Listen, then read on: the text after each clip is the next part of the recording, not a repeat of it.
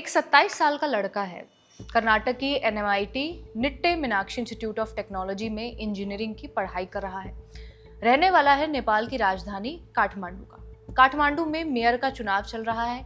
कर्नाटक में पढ़ाई कर रहा ये लड़का काठमांडू जाता है, लेकिन इलेक्शंस में वोट देने से मना कर देता है। एलानिया तौर पर फेसबुक पोस्ट लिखता है, मैंने आज वोट नहीं दिया क्योंकि मैं खुद उम्मीदवार नहीं था। मैंने सिविल इंजीनियरिंग से बैचलर्स की है और अभी मास्टर्स कर रहा हूँ। अगली बार मैं जरूर वोट दूंगा और वो वोट खुद को दूंगा। मैं अपने देश को आगे बढ़ाऊंगा। 5 साल बाद वो अपने ऐलान को अमली जामा पहनाता है, चुनावी मैदान में उतरता है, जीत हासिल करता है और बन जाता है काठमांडू का मेयर। लेकिन उसकी गाड़ी यहीं नहीं रुकती। 4 साल बाद यही लड़का नेपाल का प्रधानमंत्री बनता है। किसकी बदौलत? एक आंदोलन जिसे नेपाल के ही जेनजी लीड करते हैं। मेयर बन चुका लड़का सीधे तौर पर तो इस प्रोटेस्ट में नहीं कूदता, लेकिन इस आंदोलन के रंग से जो पोस्टर पेंट किया गया उस पर तस्वीर उसी लड़के की उभरी। नाम है बालेन शाह। इन्हीं स्टूडेंट्स के कंधों को सीढ़ी बनाकर बालेन शाह ने अपनी ताजपोशी करवाई, लेकिन ताजपोशी के महज 48 घंटों के अंदर उन्होंने इन्हीं कंधों को पीछे धकेल दिया। कैसे? नेपाल के नए पीएम बालेन शाह ने स्टूडेंट पॉलिटिक्स पर बैन लगा दिया है। टीचर्स और सरकारी पद पर काम कर रहे लोगों के लिए भी फरमान जारी हुआ है कि वो पॉलिटिक्स से दूर रहें। आयरनी ये है कि बालेन शाह ने उसी नर्सरी को उजाड़ने की कवायद की है जहां उनके सियासी बरगद के बीज पड़े हुए हैं। 18 साल तक कभी कांग्रेस, कभी माओवादी, कभी कम्युनिस्ट सरकार आने के बाद 27 मार्च को नेपाल को एक नई पार्टी का नया पीएम मिला, बालेन शाह। 27 मार्च को दोपहर 12:34, जिसे नेपाल में शुभ माना जाता है, उसी समय काले कपड़े, नेपाली टोपी और अपने सिग्नेचर काले चश्मे में वो काठमांडू के राष्ट्रपति भवन पहुंचे और पीएम पद की शपथ ली। क्या बालेन शाह के पास कोई हार्डकोर पॉलिटिकल आइडियोलॉजी है? जवाब हाँ या ना में नहीं दिया जा सकता, बल्कि बालेन की स्टैंडिंग देखी जा सकती है, जिसके लिए आपको नेपाल का भूगोल समझना होगा। साल 2015 की बात है। नेपाल ने अपना नया संविधान लागू किया। संविधान के मुताबिक नेपाल को 7 प्रांतों में बांटा गया: कोशी, मधेश, बागमती, गंडकी, लुम्बिनी, कर्णाली और सुदूर पश्चिम। बालेन मधेश प्रांत से आते हैं। नेपाल का इतिहास ये बताता है कि इस देश में कभी कोई मधेशिया प्रधानमंत्री नहीं बना। पहाड़ी इलाकों के नेता ही इस कुर्सी तक पहुंच पाए हैं और मधेश तराई क्षेत्र का हिस्सा है। इसकी सीमाएं भारत से लगती हैं और इस क्षेत्र से आने वाले लोगों को मधेशिया कहा जाता है। ये लोग नेपाल की करीब 30% आबादी हैं, लेकिन इनका नेपाल के पहाड़ी इलाके के लोगों के साथ रिश्ता टेंशन भरा है। मधेशी मानते हैं कि उन्हें नेपाल में नजरअंदाज किया जाता है। पॉलिटिकल रिप्रेजेंटेशन में भेदभाव के आरोप मधेशिया लोग लगाते रहे हैं। साल 2015 में जब नया संविधान अपनाया गया, तब भी ये आरोप लगे। इन आरोपों ने आंदोलन का रूप ले लिया और नेपाल के आम चुनावों में बालेन शाह ने अपना पहला भाषण जनकपुर में ही दिया। लगभग 9 मिनट का भाषण था। बालेन मैथिली भाषा में बोल रहे थे और खुद को मधेशी बताया, लेकिन यही बालेन शाह जब काठमांडू के मेयर थे तब उन्होंने कभी खुद को मधेशिया नहीं बताया। इस पहचान से एक तरह की दूरी बनाई रखी। 2017 में जब वो लोकल इलेक्शंस को लेकर फेसबुक पर धड़ाधड़ पोस्ट कर रहे थे, तब भी उन्होंने मधेशिया आंदोलन के बारे में एक शब्द तक नहीं लिखा। बालेन शाह वैसे तो नेपाल के पहले मधेशी पीएम है, लेकिन अब तक मधेशिया रिप्रेजेंटेशन के मुद्दे, राइट्स, आइडेंटिटी के बारे में वो बात करते नहीं दिखे। दूसरी बात, बालेन शाह की खुद की कोई पॉलिटिकल पार्टी नहीं है। जिस राष्ट्रीय स्वतंत्रता पार्टी यानी कि आरएसपी से अब वो प्रधानमंत्री बने हैं, उसे ही पहले गाली दे चुके हैं। बालेन ने 2017 में एक फेसबुक पोस्ट किया था जिसमें उन्होंने अमेरिका, चीन, भारत और नेपाल की सभी पॉलिटिकल पार्टियों को गाली दी थी। आरएसपी को भी दी। बाद में उसी आरएसपी की टोपी पहन ली और अब पीएम बन गए। तो फिर बालेन शाह पर नेपाल के लोगों ने भरोसा कैसे किया? बालेन के पास कोई आइडियोलॉजी भले ही ना हो, पर बालेन के पास है चार्म, रिबेल नेचर और सिस्टम से ज्यादा खुद को चमकाने का हुनर, जो उन्होंने सीखा अपने रैपिंग के करियर के दौरान, जिसकी नींव भी पड़ी जाती है विद्रोह, बागीपन और रफ नेचर पर।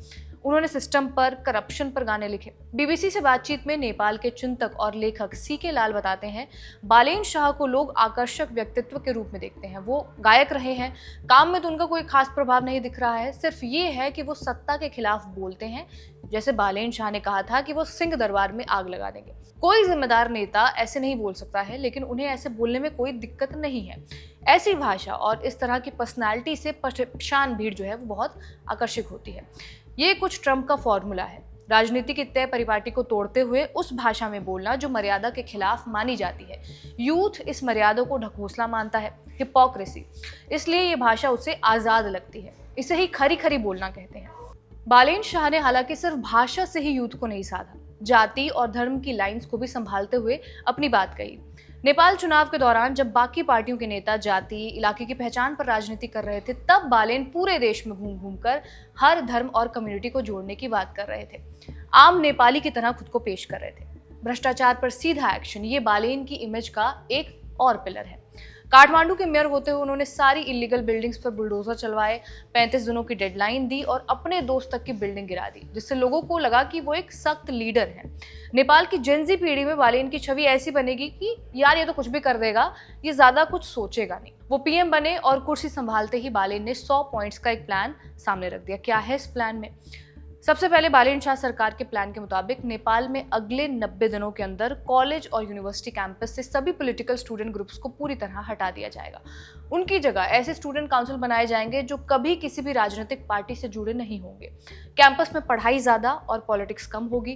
काठमांडू पोस्ट की रिपोर्ट्स के मुताबिक नेपाल के कॉलेज और यूनिवर्सिटीज कैंपस राजनीतिक पार्टियों के लिए एक तरह का रिक्रूटमेंट सेंटर्स बन गए थे, जहां भाड़े पर स्टूडेंट्स को भर्ती किया जाता है और ये स्टूडेंट्स जबरन लोगों से पैसे वसूलते हैं, फीस के नाम पर यूनिवर्सिटीज के वाइस चांसलर्स पर दबाव बनाते हैं और गुंडागर्दी करते हैं, जिससे पार्टियों की राजनीति चमकती है। लेकिन राजनीति का एक पहलू ये भी है कि इन्हीं स्टूडेंट्स ने सड़कों पर उतरकर जेनजी आंदोलन करके केपी ओली की सरकार को गिराया और बालेन शाह को गद्दी पर बिठाया।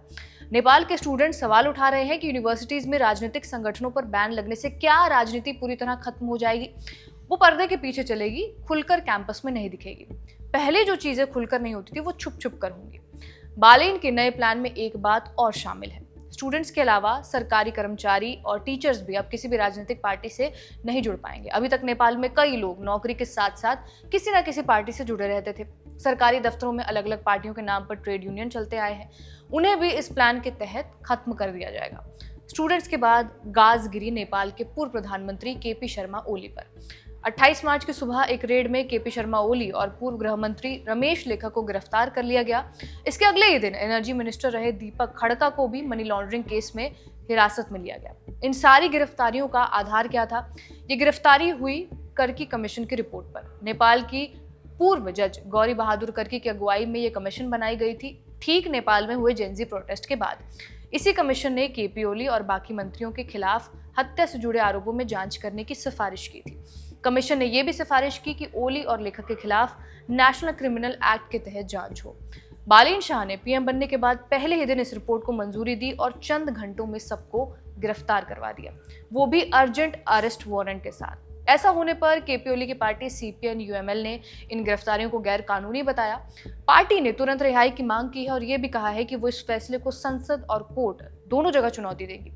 सवाल ये उठे कि अर्जेंट वारंट का इस्तेमाल क्यों किया गया, जो आमतौर पर तब होता है जब आरोपी के भागने का खतरा हो।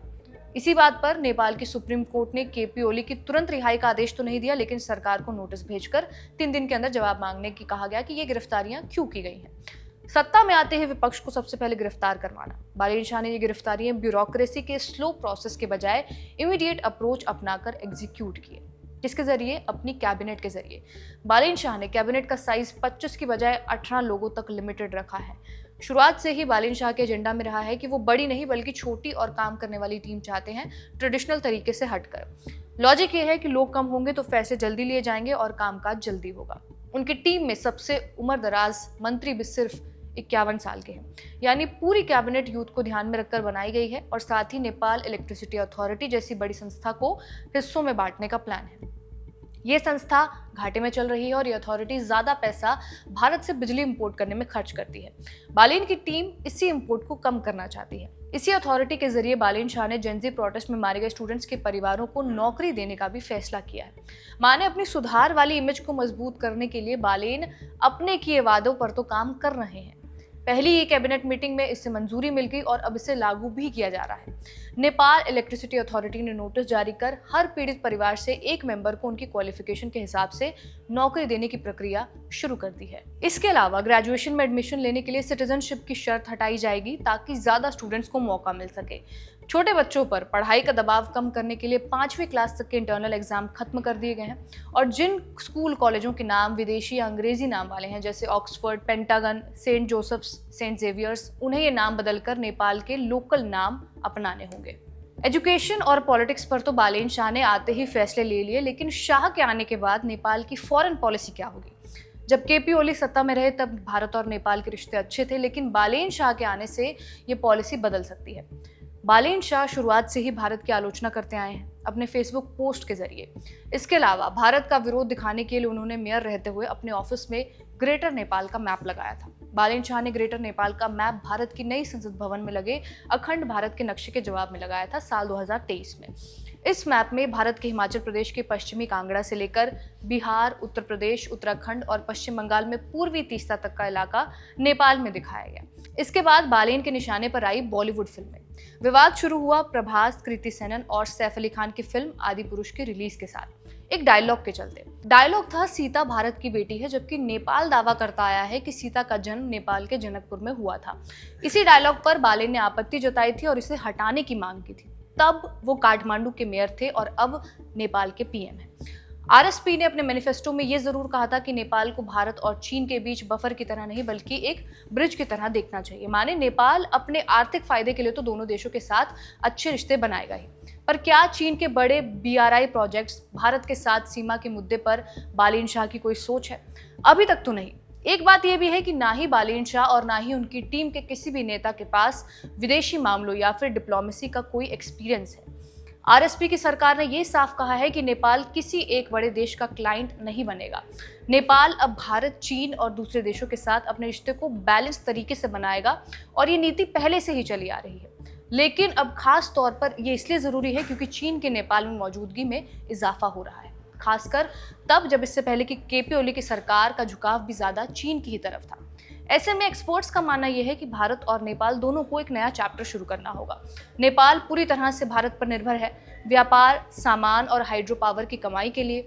माने रिश्ते बनाए रखना जरूरी है, लेकिन कलेवर बदल सकता है, अंदाज कुछ और हो सकता है। भारत इसमें क्या कर सकता है? भारत पहले ये बता चुका है कि वो नेपाल की नई सरकार के साथ अच्छे रिश्ते बनाए रखना चाहता है। बालेन शाह की जीत पर भारत के प्रधानमंत्री नरेंद्र मोदी ने उन्हें बधाई भी दी थी और दोनों देशों के रिश्तों को और मजबूत करने की उम्मीद जताई। शाह ने भी इसका जवाब देते हुए कहा कि नेपाल और भारत के बीच हमेशा से ऐतिहासिक और नजदीकी भरे रिश्ते रहे हैं। शाह ने T20 वर्ल्ड कप की जीत पर भी बधाई दी थी और भारत को अब बस अपनी स्ट्रैटेजी बदलनी है। सिर्फ आर्थिक मदद जैसे कि बॉर्डर ट्रेड, एनर्जी प्रोडक्ट्स या फिर डिजिटल इकोनॉमी पर भरोसा नहीं चलेगा। इसके साथ साथ उन्हें सॉफ्ट पावर के जरिए बालेन शाह तक पहुंचना होगा। अब हमें बस ये देखना है कि नेपाल की नई सरकार भारत के साथ अपने रिश्तों को कैसे संभालेगी। बालेन शाह की मैथिली जड़ें और उनका प्रो मोनार्की आरएसपी से जुड़ना ये तय करेगा कि भारत के साथ वो कैसे रिश्ते रखना चाहेंगे। बालेन शाह का सबसे बड़ा टेस्ट भारत और चीन से ही आ सकता है, जब दोनों ने लिपुलेख पास के रास्ते को फिर से खोलने का फैसला किया है। जो रास्ता फिलहाल भारत के कंट्रोल में है, लेकिन नेपाल भी इसे अपना मानता है। इस पर क्या बालेन शाह की सरकार से कोई रिएक्शन आएगा, ये देखना होगा। दूसरी ओर बालेन शाह की सोच और भारत के बीच एक बात पर सहमति बनती हुई दिख सकती है। आरएसपी के चुनावी मैनिफेस्टो में टूरिज्म पर भी खास जोर दिया गया। शाह ने यह वादा किया है कि अगले 5 साल में नेपाल में आने वाले टूरिस्ट के नंबर्स को 2 गुना कर दिया जाएगा और भारत अक्टूबर 2025 में नेपाल आने वाले विदेशी टूरिस्ट में सबसे ऊपर था, जिसमें 6% की बढ़ोतरी हुई। Nepal Bharat chamber of commerce और इंडस्ट्री ने इस जनवरी में वाराणसी में नेपाल वाराणसी रोड शो भी किया ताकि और ज्यादा भारतीय टूरिस्ट नेपाल आ सके। तो ये थी बालेन शाह की पॉलिटिक्स की पूरी कहानी। आपका इस वीडियो पर क्या कुछ कहना है हमें कमेंट करके जरूर बताएं। इस वीडियो को रिकॉर्ड किया हमारे साथी अयान ने। आप देखते रहिए खबरगांव। शुक्रिया।